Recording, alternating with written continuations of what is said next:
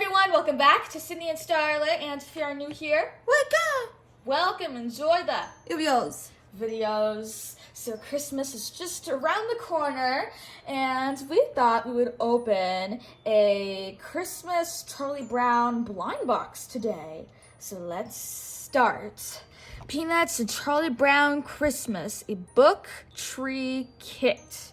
So this is a book tree kit. We saw a little glimpse on the back, but we don't want to spoil it too much. So we're just going to open it right now. Do you want to open this?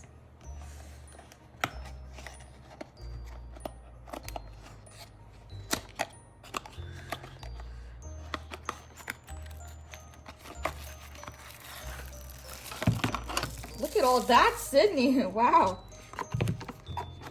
All right, I'm going to take the rest of this out. Okay.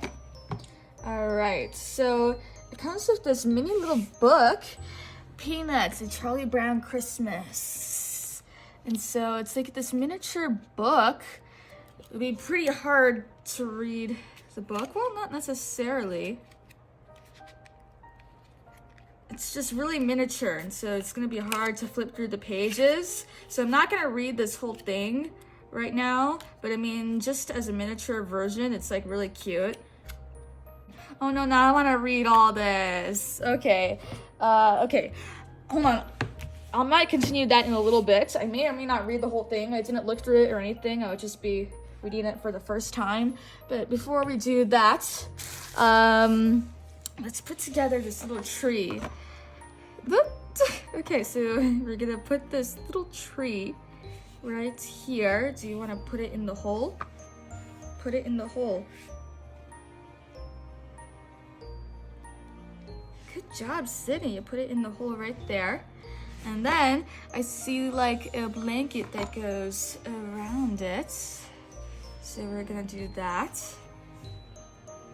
And there we go. Okay, okay, let's actually read this book. You want to read this book? Wait, what? Yeah, let's read the book. Let's read the book, Sydney. Okay, let's read it. All right, Peanuts, a Charlie Brown Christmas. I was gonna only read one page, but now I want to read the whole thing. It was finally Christmas time, the best time of the year. Okay. The houses were strung with tiny colored lights, their windows shining with warm yellow glow only Christmas could bring. The scents of pine needles and hot cocoa mingled together.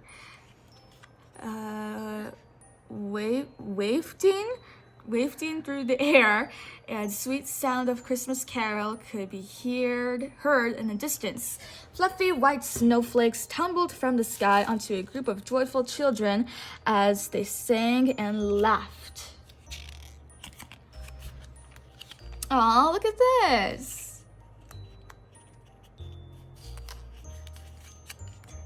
Skating on the frozen pond in town. Everyone was happy and full of holiday cheer. That is, everyone except for Charlie Brown. I think there must be something wrong with me, he told his friend. Linus. I just don't understand Christmas, I guess. I might be getting presents and sending Christmas cards and decorating trees and all that, but I'm still not happy. I don't feel the way I'm supposed to feel. Linus looked over at his friend. Charlie Brown, you're the only person I know who can take a wonderful season like Christmas and turn it into a problem. Maybe Lucy's right. Of all the Charlie Browns in the world, you're the Charlie Browniest. Charlie Brown walks through the snow, thinking about what Linus had said. When he reached his mailbox, Charlie Brown hopefully poked his head inside. It was empty. Rats, he said out loud, feeling sadder than ever. Nobody sent me a Christmas card today. I know nobody likes me. Why do we have to have a holiday season to emphasize it? Violet was also outside enjoying the winter snowfall, and reading a holiday card she had just received. Thanks for the Christmas card you sent me, Violet, said Charlie Brown bitterly. I did send you a Christmas card, she responded. Charlie Brown thrust his hands deep into his pockets and made a face. Don't you know sarcasm when you hear it? He walked past the houses on his street. He could not help but notice all his other friends throwing snowballs, building snowmen, and catching snowflakes on their tongues. Everyone seemed to be enjoying themselves, but Charlie Brown was sad. Desperate to disgust his inappropriate holiday mood, Charlie Brown sat down on the stool in front of Lucy's psychiatric booth. Is that how you say it? Oh boy, I am in sad shape, he told her, frowning. Lucy was excited to have a customer, but she stopped him short before hearing any more details. She demanded that Charlie Brown pay in advance. Her psychiatric advice. Charlie Brown reached into his jacket pocket and dropped a shiny nickel in her money can. The coin made a metallic clinking noise as it fell to the bottom of the can. Boy, I love the beautiful sound of cold, hard cash, said Lucy. That beautiful sound. Nickels, nickels, nickels. That beautiful sound of plunking nickels, Lucy grinned. Now, what seems to be your trouble? Charlie Brown told her that he knew he should be happy during Christmas like everyone else, but he just couldn't seem to manage it. Lucy was entirely ready to diagnose his problem. Well, as they say on TV, the mere fact that you realize you need help indicates that you are not too far gone. Lucy looked at him sternly. I think we better pinpoint your fears. If we can find out what you're afraid of, we can label it. Are you afraid of reasonability? If you are, then you are hypengiophobia. How about cats? If you're afraid of cats, you have allorophagia, however you say that. Are you afraid of staircases? If you are, then you have climophobia. Maybe you have thalassophobia. This is a fear of ocean, or Geophobia, which is a fear of crossing bridges. Or maybe you have phantophobia. Oh my god, how do I pronounce all this? Do you think you have pantophobia? What's pantophobia? Asked Charlie Brown. The fear of everything, she responded. That's it, shouted a briefly encouraged Charlie Brown, but then his glum expressions returned. Actually, Lucy, my trouble is Christmas. I just don't understand it. Instead of feeling happy, I feel sort of let down. Lucy came around from behind the booth to confront her friend face to face. You need involvement. You need to get involved in some real Christmas project. How would you like to be the director of our Christmas play?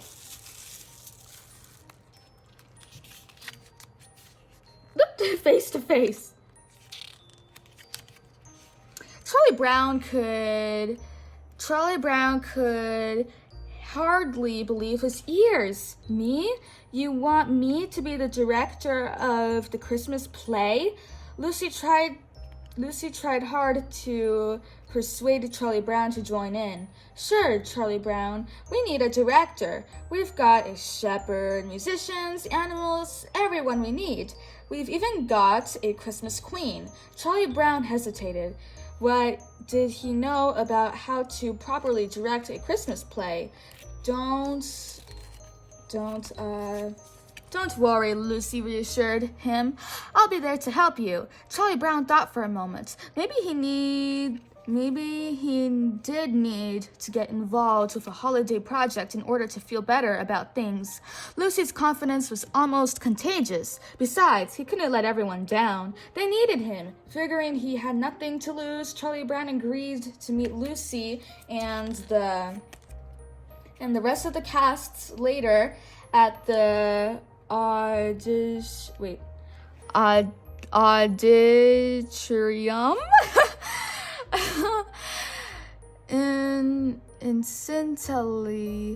Incidentally, Lucy added, I know how you feel about all this Christmas business, getting depressed and all that. It happens to me every year. I never get what I really want. I always get a lot of stupid toys or a bicycle or clothes or something like that. What is it you want? Asked Charlie Brown. Lucy looked right at him. Real estate. Let me get to the next page. Just then, Charlie Brown noticed his dog, Snoopy, pass by, hauling a large brown box overflowing with colorful holiday lights and decorations. He followed Snoopy back to his doghouse and watched as the dog began to create a large display of ornaments and lights on the roof. What's going on here? He inquired. Snoopy grinned and handed him a flyer. It said, Find the true meaning of Christmas. Win money, money, money. Spectacular. Super colossal neighborhood Christmas lights and display contests. Charlie Brown looked up at the sky in dismay. Even his very own dog had gone comical. The thoughts of the contest made Charlie Brown feel positively sick. Was money all anyone cared about? Charlie Brown couldn't stand it. He threw the flyer in the air and left Snoopy to decorate his doghouse alone. He walked away. Charlie Brown ran to his little sister, Sally. I've been looking for you, big brother, she said. Will you please write a letter to Santa for me? You write it, and I'll tell you what to say. Charlie Brown was in a hurry to get to the school auditorium. I think that's how you say it. I'm really trying, you guys. On time for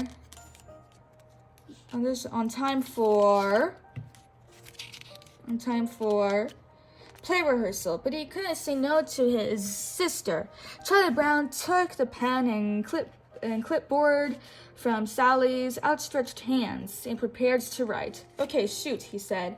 Sally began to rattle off her letter to Santa. I have been extra good this year, so I have a long list of presents that I want.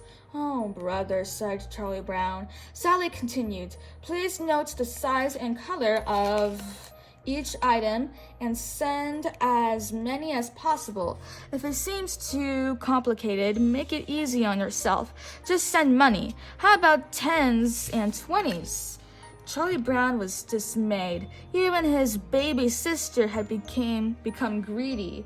Writing a letter to Santa Claus was one thing, but demanding cash from him was just absurd. Charlie Brown returned the pen and clipboard to his sister and hurried to the auditorium for the first day of rehearsal. He arrived just on time, and the rest of the kids were already gathered on stage and in the wings of the theater. He walked over to the director's chair to address the cast, but as he began to speak, Charlie Brown realized that all the kids were dancing and goofing around and that no one was paying any attention to him at all. All right, Sydney, I'm going to take a sip of water real quick, and then we shall continue this miniature book. I was not expecting to read this. I actually usually look through the books before I actually read it on camera. I did not look through this yet at all. So, yeah, I need some water. Okay, I was not prepared to read today, so I hope I'm not too stuttery, but I've actually gotten a lot better at reading. So, I really hope I'm doing okay. Oh boy, they're all goofing off. picked up a megaphone and tried again. All right, he said, stop the music. We're going to do this play and we're going to do it right. Lucy picked up a stack of scripts and began to assign roles.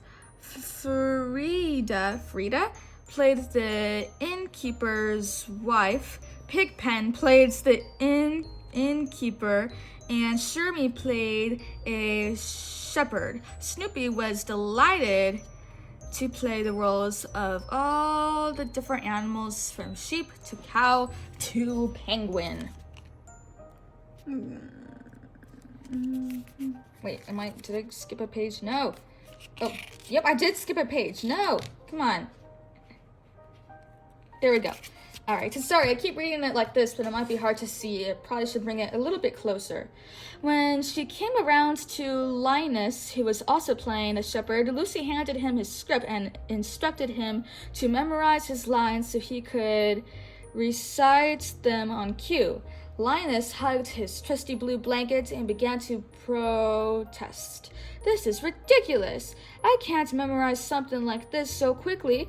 Why should I be put through such agony? Please give me one good reason why I should have to memorize this. Lucy glowered at Linus and made a fist, curling one menacing finger at a time. I'll give you 5 good reasons, she said. 1, 2, 3, 4, 5. Linus stared at Lucy's threatening fist and swallowed hard. Those are good reasons, he agreed. And Christmas is not only getting too comical, it's getting too dangerous. Lucy frowned. And get rid of that stupid blanket. What's a Christmas shepherd? Oh, what's a Christmas shepherd? They kind of put a picture in the middle of it. Shepherd going to look like holding a stupid blanket like that. Charlie Brown did his best to control his temper. All right, so let's have it quiet, he said. Places, everybody. Squirrelder, however you say that. I would usually look through these books and I would know all the words usually in them. I just don't know how to pronounce a lot of this because I didn't look through it. Set the moon for the first scene. Something So sat at his piano and began to play a cheerful jazz tune. The entire cast started to dance all over the place. Cut! Cut! Shouted Charlie Brown. It was all wrong. He suggested they rehearse another scene instead, but no one seemed to be able to concentrate. Frida complained that Pigpen's dust was ruining the style of her naturally curly hair. Sally stayed close to Linus, watching his every move, and occasionally resting her little blonde head on his shoulder. Isn't he the cutest thing? She asked anyone who would listen. Meanwhile, Lucy and Snoopy demanded a lunch break. Good grief, exclaimed Charlie Brown, who was determined to get back to work on the play. There's no time for foolishness. Let's take it from the top again.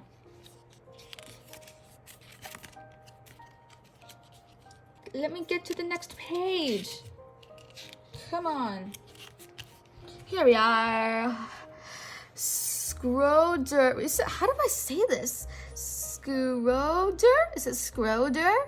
Began to play his jazzy piano music again, which sent everyone into another dancing frenzy. Lucy came over and stood next to Charlie Brown. What's the matter? She asked. Don't you think it's great? Charlie Brown shook his head. Something just wasn't right. Look, said Lucy, matter-of-factly. Let's face it, we all know that Christmas is a big comical racket. Let's run by a big Eastern syndicate, you know? Well, oh my god, these words I don't know how to pronounce.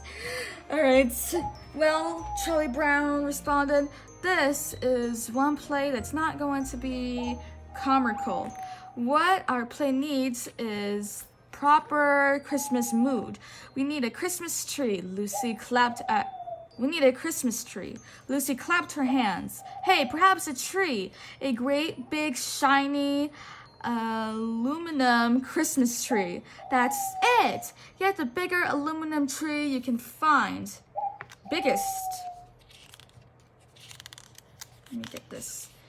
Maybe paint it pink. Charlie Brown left Lucy in charge of the rehearsal and set out with Linus to find the perfect tree for their play. The boys finally reached a Christmas tree lot filled with a vast array of bright, shiny aluminum trees. Then in the midst of all the brightly colored metal, they caught sight of a tiny green pine tree on a simple wooden stand. Gee, said Linus, I didn't know they still made wooden Christmas trees. Charlie Brown went over to the little tree. This one seems to need a home, he said. Linus stopped for a moment. I don't know. What? This is the little tree. I'm gonna take a little water break again. It gets harder and harder to read without water. Sorry.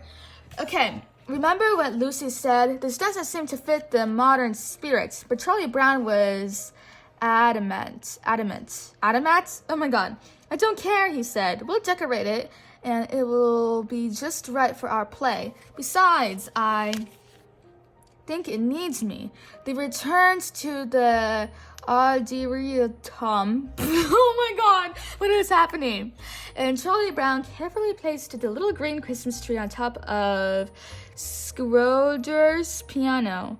We're back, he announced, getting everyone's attention. All the kids gathered around the small, sad-looking tree. Boy, are you stupid, Charlie Brown, said Violet. Lucy spoke up next. You were supposed to get a good tree. Can you even tell a good tree from a poor tree? You're hopeless, Charlie Brown, sighed Patty. You've been done before, but this time you really did it, said Lucy. Aww. This poor little tree. All the kids laughed at Charlie Brown and his pathetic little tree. Then they all walked away, leaving him alone and bewildered. Oh my god, what is happening? Okay, oh my god, I'm so stuttery. I was okay at first, but now I'm getting stuttery. All right, next to the piano, Linus approached him slowly, blanket in hand. I guess you were right, Linus, said Charlie Brown miserably.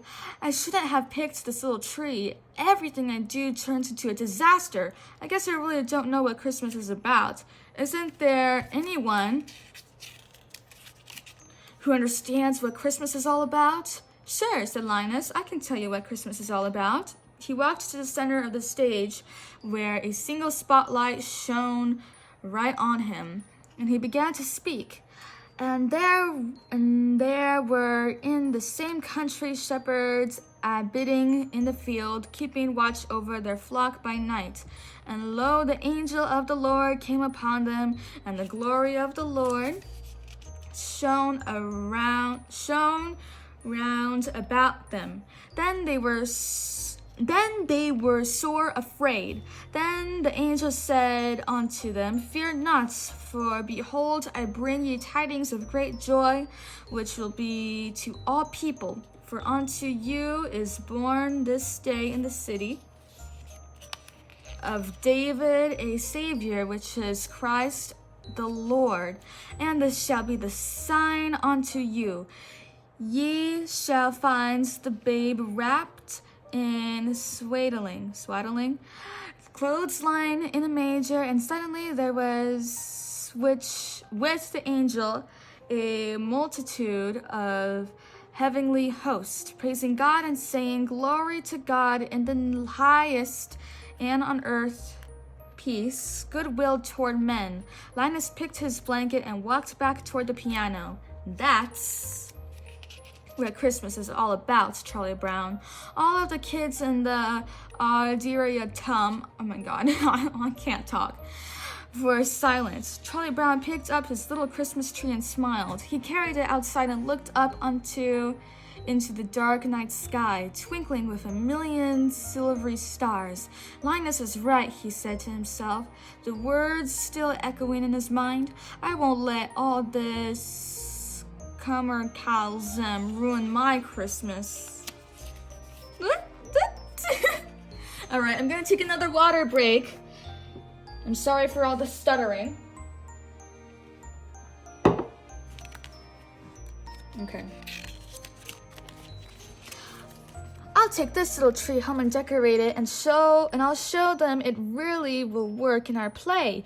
He headed home and came upon Snoopy's prize-winning doghouse. Charlie Brown grabbed a large red ornament from the roof and hung it carefully on the top branch of his little Christmas tree. Charlie Brown cringed with dismay as the entire tree bent over from the weight of the single ornament. I've killed it, he shouted, feeling sad and frustrated. Everything I touch gets ruined. He gave up on decorating the tree and walked away with his shoulders as bent as the little tree's trunk. The rest of Charlie Brown's friends walked over to the tree. Linus leaned over and straightened out the branch.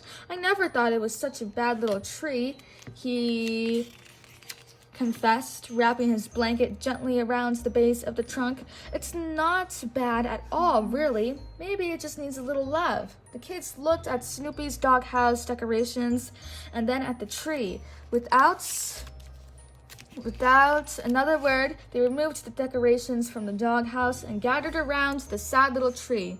Working together, they quickly transformed it into a truly beautiful sight, complete with a star on top. Even Lucy had to admit that it looked wonderful. Charlie Brown is a blockhead, but he did get a really nice tree. The whole gang circled around the decorated tree, and someone began to hum, "Oh, little town of Bethlehem." Charlie Brown heard the noise and came over to the group. "What's going on here?" he asked. "Merry Christmas, Charlie Brown," everyone shouted. Charlie Brown couldn't help but smile. He caught sight of the tree, his little tree that no one had wanted, and they could hardly believe his eyes. He could hardly believe his eyes. Oh my gosh.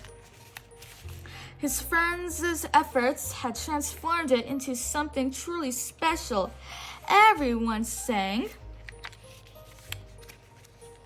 "Hark the herald angels sing, glory to the newborn King. Peace on earth and mercy mild, God and sinner resolved."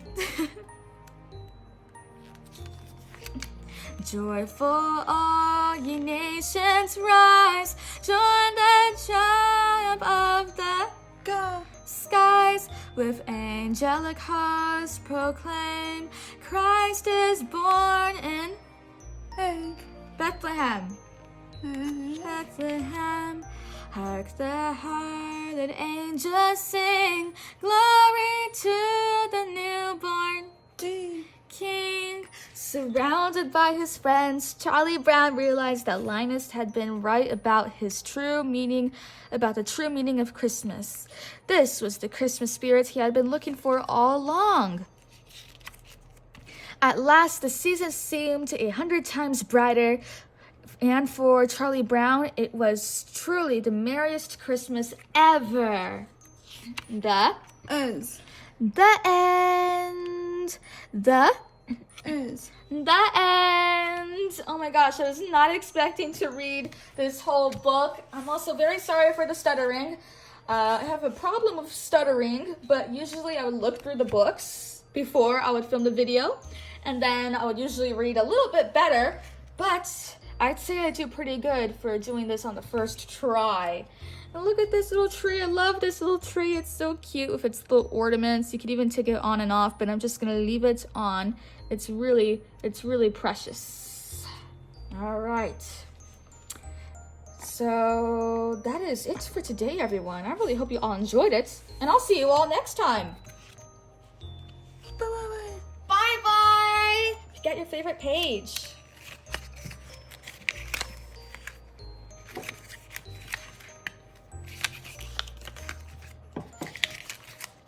Be careful, it's fragile, it's miniature. It's a collectible.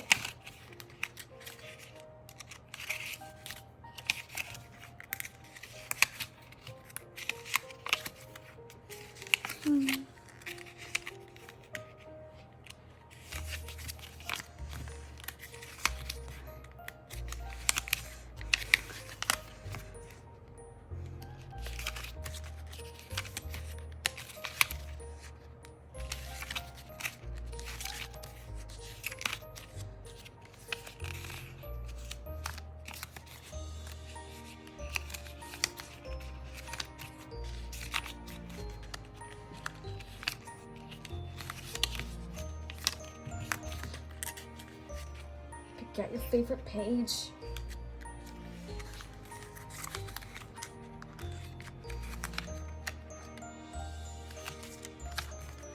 Turtle time.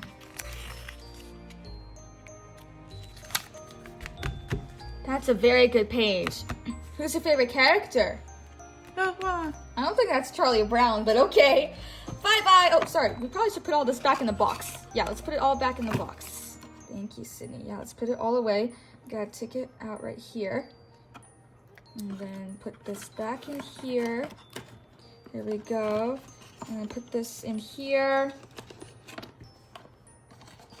And then put the blanket back in there.